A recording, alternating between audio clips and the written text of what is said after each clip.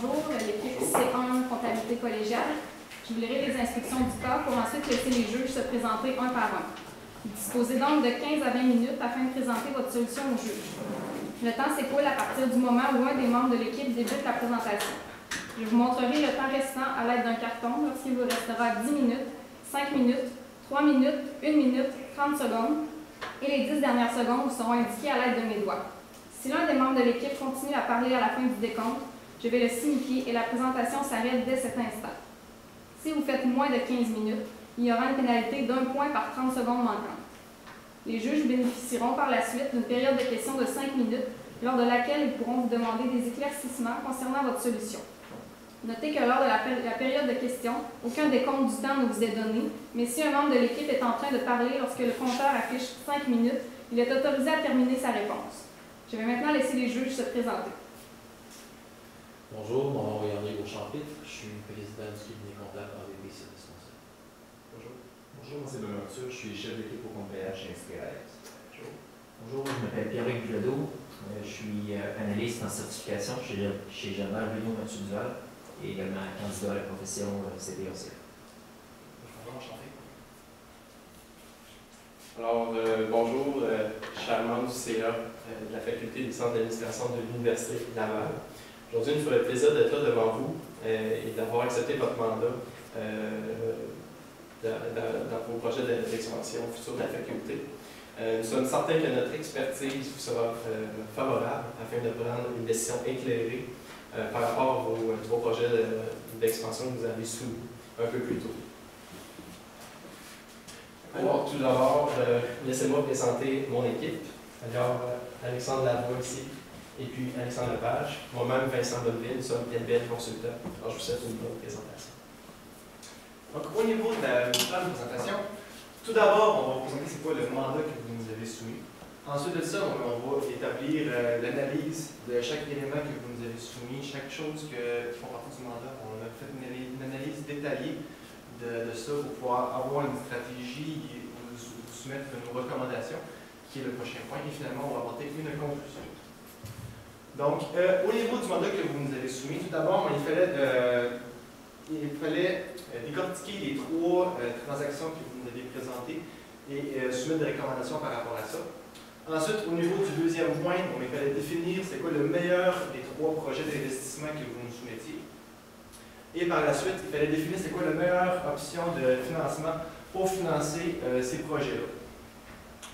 Donc, au niveau de la situation actuelle, vous, en fond, vous êtes la FIESA, vous êtes une association qui est là pour le bienfait des étudiants. Vous voulez favoriser leur environnement scolaire, y mettre des meilleurs équipements, etc. Donc, tout ça pour améliorer la qualité étudiante. Donc, ici, on voit le cheminement, un peu comment ça fonctionne. En fond, vous financez des projets qui vont permettre d'améliorer le financement, qui vont permettre d'améliorer l'environnement pédagogique en général.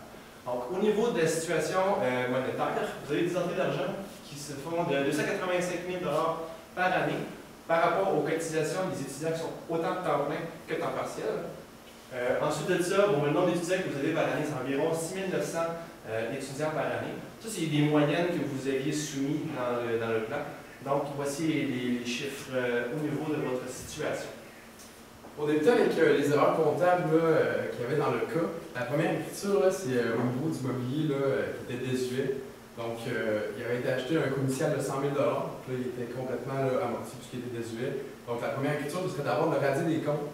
Dans le fond, on enlève le mobilier, on remet à zéro puis son amortissement. La deuxième écriture, ce serait l'achat du nouveau mobilier qui est en date du 29 du 1er novembre.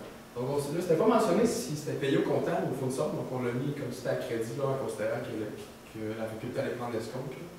Ensuite, au 31 décembre, il faut régulariser l'amortissement sur le mobilier. Donc, il y a 2 mois d'amortissement à calculer. Là, on a calculé pour vous.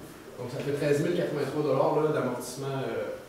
Le premier, c'est la charge d'amortissement. Ensuite, il y a l'amortissement accumulé là, qui réduit la valeur comptable du mobilier là, au bilan. Ensuite, au niveau de la deuxième erreur comptable qui était soulevée, c'est au niveau justement du mobilier. L'argent qui a été pris pour acheter ce mobilier-là, c'est de l'argent qui venait d'un don qui était assorti d'une clause restrictive. Le donateur voulait absolument que l'argent serve à acheter du matériel informatique, chose qui n'a pas été faite. Donc, il poursuit là, la faculté, le fonds en fait. Donc, nos avocats, vos avocats en fait, ils ont déterminé qu'il y avait 60% de chances que vous perdiez la cause d'un tribunal et que vous ayez à payer 500 000 $. Puis là, on a mis le pourcentage. Ensuite, le 30% de chances de perdre et de payer 300 000 et seulement 10% de chances de gagner la cause devant les tribunaux. C'est pour ça que, selon le PCJ, il faut absolument inscrire là, au passif estimatif. Il faut mettre la dette là, dans les états financiers, même si le décaissement n'a pas été fait. Donc, au passif estimatif, là, il y a la dette découlant d'un litige de 500 000 $. Puis, dans autres produits et charges, là, qui suit là, les charges d'exploitation, il y a la perte découlant d'un litige de 500 000 $. Le tout est assorti d'une note aux états financiers là, qui explique la conclusion des avocats, les pourcentages, ainsi que les montants, là, les risques là, de payer ou non. Ensuite, la troisième erreur comptable, c'est au niveau des assurances. La police a pris fin là, à la fin janvier. Fait que dans le fond, il faut la comptabiliser puis la régulariser. Donc, la nouvelle police là, de 100 000 $ qui a été achetée, il faut la comptabiliser comme dans l'assurance payée d'avance. C'est un frais payé d'avance. Les assurances n'ont pas été consommées, si je peux dire, là, au moment là, de la comptabilisation. Donc, encore une fois, on ne savait pas si le décaissement avait été fait. On a fait comme si là, la faculté, le fonds avait payé en totalité là, les assurances là, dès le renouvellement. Donc, au 1er février, on a l'écriture pour le renouvellement des assurances. Ensuite, il faut régulariser au 31 décembre 2015. Donc, la charge d'assurance qui a été amortie, si je peux dire, là, la charge d'assurance est de 183 333. Donc, ça diminue là, les assurances payées d'avance de 600 000 $ qu'on avait inscrit le 1er février du même montant pour balancer le tout. Ensuite, là, comme on présume que le comptable a fait une erreur là, aux états financiers de 2014, puisque là, sa façon de comptabiliser en 2015 n'était pas correcte, parce que dans le fond, le comptable avait passé à la charge de 100 000 $ quand c'est des frais payés d'avance et non une charge qu'il faut comptabiliser. Donc là, on a écrit les soldes au 31 décembre 2014 qui devraient là, se retrouver aux états financiers. Donc, premièrement, l'état des résultats, la charge d'amortissement devrait être de 200 000 $, d'assurance devrait être de 200 000 $. Puis la charge payée d'avance devrait diminuer, mais le solde de la charge payée d'avance au bilan devrait être de 16 667 $. Alors finalement, on va aller dans le cadre du projet. Donc pour analyser les trois projets, on passe toujours par la technique de la valeur actuelle zénith pour savoir au temps zéro, donc aujourd'hui, quelle décision on veut prendre. Alors c'est la technique qu'on a utilisée. On a décidé d'actualiser autour de 12 % parce que c'est le taux qui est utilisé pour vos placements. Donc à ce moment-là, ça fait la référence de 12 %. Comme l'a dit Alexandre au début d'entrée de jeu, en fait, il y a 94 % des étudiants qui payent leur cotisation. Là, c'est 55 $ au niveau là, du temps complet. Puis c'est 4 et 25 là, du crédit pour les étudiants à temps partiel. Donc en additionnant tout ça sur 5 ans, en ramenant aujourd'hui, on a des rentrées de fonds d'1 150 000 pour le projet. Donc c'est pour ça que pour les trois projets, on a la même rentrée de fonds. Pour chacun des projets, les sorties de fonds sont un peu différentes. Donc si on regarde là, le centre FSA Laval, en fait, c'était l'étage qu'on voulait rajouter là, au niveau du bâtiment. Donc ça prenait un investissement initial dans les 800 000 $. Par la suite, au niveau des équipements, que ce soit ordinateur, table et tout ça, environ 55 000 $ de sortie de fonds à ce niveau-là. Puis finalement, au niveau de l'entretien et réparation, donc le concierge, l'entretien des vitres, un peu comme vous nous avez parlé, ça fait un montant net là, de 156 000 $. Donc la vanne, la valeur actuelle zénith, est de 55 000 $. Donc c'est un projet qui est rentable, mais pas énormément. Le deuxième projet, c'est les salles de travail. Donc, vous voulez aménager 7 salles de travail supplémentaires au niveau 0. Pour ce faire, par contre, il fallait enlever les 355 casiers que vous avez au sous-sol. Donc, on a pris en compte également là, la perte de revenus, le manque à gagner, parce que vous avez à peu près un taux d'achalandage de 20 % au niveau de votre location de casier. Donc, en ramenant ça sur 5 ans, ça fait une perte de 3 952 qu'on a rajouté dans l'investissement initial de 477 000, ce qui nous porte à 481 000 comme déboursé qu'on aurait à faire au niveau du projet. Par la suite, au niveau des équipements, il y avait aussi des tables de travail que vous pouvez faire, ainsi que des téléviseurs pour brancher les portables. Ça fait 41 000, donc au niveau des valeurs nettes. Et puis finalement, au niveau de l'entretien et des réparations, il y avait des contrats qui avaient été signés pour 41 000, ce qui nous porte une valeur de ce net de plus de 500 000 $. Donc c'est un projet qui est financièrement très rentable. Finalement, au niveau du solarium, il est rajouté un petit solarium sur le toit de l'édifice.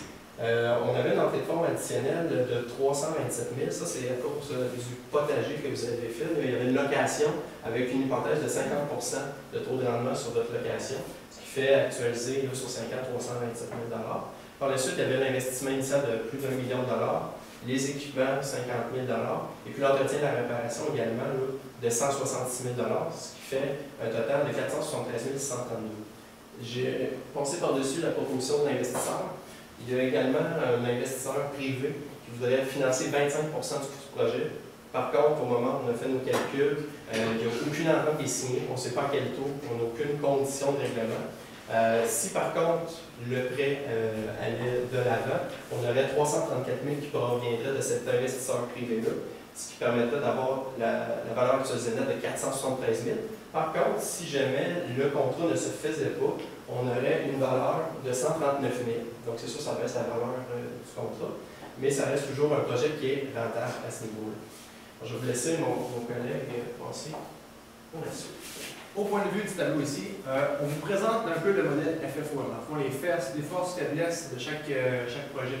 Donc si on regarde au niveau du centre FSA de l'Université Laval, au point de vue des faiblesses, bon, c'est sûr qu'il y a le coût qui est plus faible que les autres, pas le coût, mais la valeur actualisée nette du projet qui est moins intéressante que les autres, mais moins rentable. Par la suite, bon, au niveau des places disponibles, c'est sûr que ça c'est une de ses forces, étant donné qu'il y a plus de places disponibles pour les étudiants. On était venu pendant la formation qui avait eu lieu en janvier dernier. On avait visité l'université. Puis à chaque fois qu'on rencontrait un local de travail scolaire, on nous répétait à chaque fois, ici, à l'Université Laval, c'est une de nos principales problématiques, c'est qu'on manque tout le temps de place pour travailler dans l'université. Donc, vraiment, c'est un point qui est important à considérer.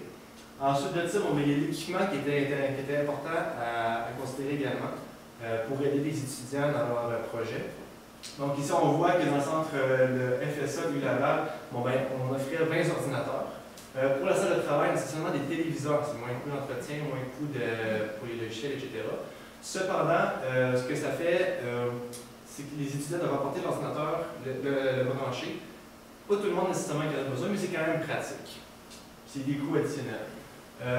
Par la suite, au niveau de l'ambiance du centre FSA, on voit ici que c'est quand même c'est un étage supplémentaire, ça va être vitré, ça va être beau, ça va donner une belle ambiance aux étudiants.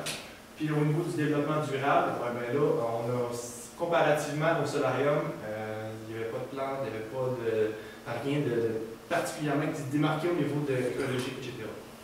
Si on regarde au niveau de la salle de travail, à ce moment-là, ici, la valeur actualisée nette était d'environ 500 000 $, ce qui était vraiment très intéressant. Les places disponibles, c'est sûr qu'il y en offrait moins, en revanche. Les équipements, comme j'en parlais tantôt, les téléviseurs, si c'est des gros investissements, peut-être pas nécessairement absolument besoin. Ça pourrait être remplacé par des téléviseurs, par des ordinateurs à la place. Au point de vue de l'ambiance, c'est sûr que c'est dans un sous-sol, c'est fermé, il n'y a pas tellement de lumière, il n'y a pas de plantes, c'est moins intéressant que les autres investissements. Au point de vue du solarium, encore là, la valeur actualisée nette, environ 400 000 $, c'est vraiment intéressant. Les places disponibles, 110 places. Encore là, c'est très bon. Les équipements, le potager qui apporte un certain revenu. Ça apporte aussi un point de vue éco-responsable également. Les étudiants peuvent venir pour gérer leur potager, etc. Sauf qu'au point de vue académique, ça n'apporte pas une plus-value. Au niveau de l'ambiance, c'est certain qu'il va y avoir l'éclairage, les plantes, etc. Une belle ambiance, intéressant, les jeunes étudiants vont y aller. Moi, à la base, j'ai une cégep de Maisonneuve à Montréal. On avait ça, nous autres, un jardin intérieur. Puis on allait tout le temps se rassembler là pour faire nos travaux, faire des rencontres d'équipe. C'est vraiment une belle ambiance. C'est quelque chose que les étudiants, je pense, qu'ils vont vraiment aimer. Au point de vue du développement durable, comme on en a parlé, des plans, ça va être super convivial, il va y avoir beaucoup d'éléments écologiques, donc c'est vraiment intéressant ce point de vue-là. Notre choix qu'on vous recommande ici, ce serait le solarium, parce que c'est ce qui répond le mieux, on pense, à votre mission que vous aviez établie, qui était d'améliorer l'ambiance des étudiants, d'apporter un élément supplémentaire au point de vue de l'équipement, au point de vue des places disponibles également, puis tout ce qui a trait à l'environnement scolaire. Également, vous aviez aussi un fort intérêt pour le développement durable. Ça, on l'a remarqué au point de vue de votre engagement en tant que fédération, en tant que fondation. Ensuite de ça, mon souvenir de vie qui est convivial. Le coût plus les subventions et investissements, bon, ben, c'est sûr que c'est vraiment intéressant. C'est ce qui va être le plus. C'est ce qui est vraiment très rentable. Tu sais, le rapport aux étudiants et le coût, le rapport entre les deux, c'est ce qui est le plus intéressant. Puis il y a la capacité qui est de plus de 100 personnes qui est aussi à considérer. Ensuite, le cas présentait, là, le fonds, en fait, il y avait deux options de financement proposées. La première, c'est avec la banque Royale.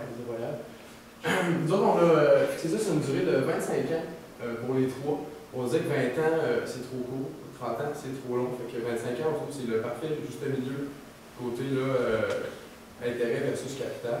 Ensuite, on a mis le taux d'intérêt qui est déjà mentionné pour la Banque Royale, 3%. La Banque de Montréal, 2%. Ensuite, nous, la troisième option qu'on propose, c'est d'aller vers un courtier privé pour obtenir un taux courtier. On pense que ce serait la meilleure option.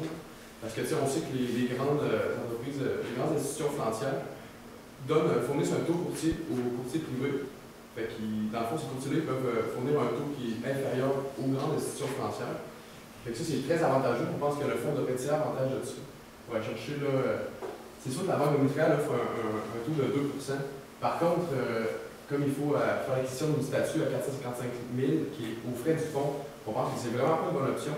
Ça annulerait dans le fond l'effet de la subvention et de l'investisseur externe. Ça, on recommande vraiment pour ça. Donc en fait, pour la Banque Royale, on voit que le montant nécessaire du prêt là, serait de 902 000 $. On a considéré une mise de fonds de 10% en ce qui a fait au solarium. La raison est que le fonds a des liquidités, a les liquidités nécessaires. Il est mentionné que le fonds a des liquidités de 1,8 million. Par contre, on ne sait pas s'il y a des dettes relatives à ça. Donc, on ne voulait pas se servir des liquidités là, pour le financement. Donc, on garde ça à 10%, 100 000 de mise de fonds, on pense que c'est raisonnable. Ça fait un emprunt de 900 000 $. Donc, pour ramener ça en versement, habituellement, tout le monde fait des versements mensuels. Nous, on recommande fortement les versements hebdomadaires. On va y revenir plus loin. Donc, les versements hebdomadaires, ça fait 987 $ au niveau de la Banque Royale à 3%, 1327 au niveau du 2%. Puis ensuite, au niveau des courtiers privés, on voit que c'est moins cher là, que la Banque Royale à 3%. Donc, on a mis 2,5%, mais il est possible d'aller chercher du 2,2% dépendamment du courtier privé que vous allez voir.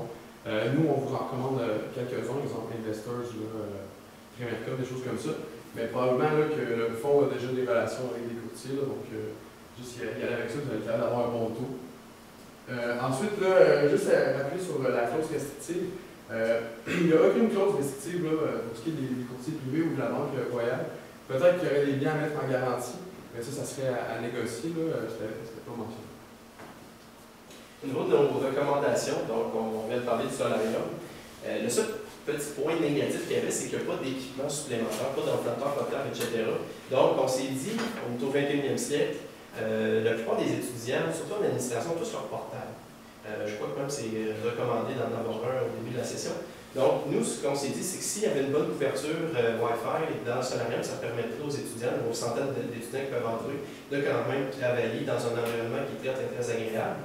Deuxième chose, c'est qu'on pourrait en faire un jeu de promotion de vie étudiante. Contrairement aux deux autres projets, ça pourrait devenir un solarium, ça pourrait être un endroit agréable où inviter des conférenciers ou des personnes dans ce genre-là pour venir partager leur expérience de la comptabilité ou de l'administration. Donc, ça pourrait faire un bon usage là, du solarium. Il faudrait également penser à signer une entente avec l'investisseur externe parce qu'on perd 300 000 $ de vanne. Si on n'a pas l'investisseur, il faudrait vérifier les conditions là, de remboursement. On n'est pas au courant. Il y a quelque chose à faire avec ça. Finalement, vous avez comme budget plus de 200 000 $ pour l'électricité. On s'est dit que c'est un solarium. Il y aurait peut-être question de changer les verres pour avoir de quoi de plus éco-énergétique parce que c'est chauffé l'hiver, donc ça coûte cher. Sinon, on s'est dit peut-être des panneaux solaires, ça pourrait être intéressant pour aller combler un peu votre électricité. On pense que ça pourrait apporter des bonnes économies à ce niveau-là. Finalement, au niveau du financement, donc le taux du courtier, on a dit 2,5, on a vu du 2,2 aussi, donc en bas de 3 c'est assez facile à notre avis. Il faut refinancer dès que possible, donc c'est sur 25 ans, peut-être 5 ans. Finalement, comme on a dit, les versements hebdomadaires permettent de sauver beaucoup d'intérêts au bout de l'année. Donc si vous êtes prêt à faire une gestion un peu plus serrée de ce projet-là, les versements hebdomadaires sont toujours plus intéressants. Juste avant d'aller dans le mandat, il y a quelque chose aussi qu'on aimerait vous présenter. Une option qui serait intéressante, ce serait, compte tenu que la valeur actualisée nette du plan pour le solarium est relativement très élevée, on pourrait peut-être le combiner avec une autre possibilité, qui serait probablement aussi des sous-sols, qu'est-ce qu'on avait décidé par rapport aux salles, probablement aussi de l'ajouter à cette option-là. Si on additionne les deux projets au complet, c'est sûr qu'on va tomber avec une valeur actualisée nette qui est négative. Donc, qu'est-ce qu'on peut faire? C'est prendre, mettons, 80% du projet. Dans le fond, plutôt que de prendre 7 locales, on en prendrait juste 5. Une estimation comme ça, ça pourrait limiter les coûts et permettre de combiner les deux projets ensemble pour offrir le meilleur des possibilités. Donc, ici, on vous a présenté les 3 mandats que vous nous aviez demandé. On vous a vraiment expliqué chacune de nos décisions en détail. On pense que c'est vraiment la meilleure décision que qu'on pouvait avoir. Donc, vous avez bien fait de faire affaire avec LBL Consultant. Merci beaucoup d'avoir fait affaire avec nous. Avez-vous des questions? Oui. Je voudrais savoir pourquoi, dans les états financiers, pour la question du litige avec le donateur, vous avez mis le montant complet de 500 000 $, alors qu'on pense qu'il y a un pourcentage de chance, donc on a un faible pourcentage qu'on gagne, un pourcentage qu'on est bon, bien entendu. Pourquoi est-ce que vous êtes pas allé avec une moyenne de ces taux-là? Parce qu'en fait, on se fie, dans ces cas-ci, il faut vraiment se fier aux avocats, en fait. Les avocats, ils disent qu'il y a plus de chances, dans tous les cas, il y a plus de chances que le fonds doive payer 500 000 $. Pour la raison que le montant est là en totalité, c'est parce qu'il y a plus de chances que le fonds paye 500 000 $ qu'il paye en bas de ça. C'est la seule. Si, par exemple, les avocats avaient décidé, auraient dit qu'il y a 50% de chances qu'on paye 500 000, puis exemple 30 ou 40% qu'on paye 300 000, à ce moment-là, il y aurait peut-être des nuances à faire. Par contre, comme c'est au-dessus du 50%, puis en plus, à ce niveau-là, c'est difficile à défendre parce que le fonds est fautif. Donc, Parfait. Je me demandais, en fait, comment vous êtes arrivé au revenu pour le solarium. Je pense que j'ai cru comprendre que vous aviez utilisé un taux de rendement de 50%. Je trouve ça plutôt élevé, 327 000 de revenus supplémentaires grâce à ça. En fait, c'est pas le taux de rendement de 50%, c'était le taux d'occupation du potager à Nouvelle. Dans le fond, le potager, il y a une certaine superficie. Et puis il est mentionné qu'annuellement, il y a seulement 50% qui vont être sûrs d'être loués. Fait que nous, dans les revenus, on a calculé, par exemple, le revenu total qu'on va avoir, puis on a coupé de moitié ce revenu-là, parce qu'il ne sera pas occupé à 100% toute l'année. Fait que c'est vraiment pas un rendement, c'est plus taux d'occupation. J'ai une petite question par rapport à votre. En fait, vous avez présenté une deuxième option, le Génie Solarium, avec un autre projet. Moi, quand je regarde votre tableau d'analyse de projet, j'ai une question à savoir pourquoi vous avez choisi d'aller avec les salles de travail au lieu du centre de la FSE qui, dans le fond, il y a plus de personnes, puis il y a aussi des installations. Je sais que vous avez parlé de peut-être changer puis mettre des ordinateurs à la place dans les salles. Mais qu'est-ce qui vous avez permis de trancher entre ces deux-là comme deuxième projet? J'ai une question à savoir. Pour le projet, en fait, c'est ça. C'est un projet qui est beaucoup plus cher aussi, puis qui a un faible rendement. Donc, c'est sûr que si on regarde juste les chiffres, on le met de côté automatiquement. Par contre, c'est un projet qui nous a séduit. C'était notre deuxième choix. Si on avait été, en fait, la recommandation qu'on pourrait avoir avec ce projet-là, c'est que si on était capable d'avoir une certification de plan durable, ça aurait été en fait, vous pouvez peut-être vous pencher là-dessus, ça serait un projet qui serait très, très intéressant parce qu'on a beaucoup plus de place. C'est un étage au complet, donc une plus grande superficie.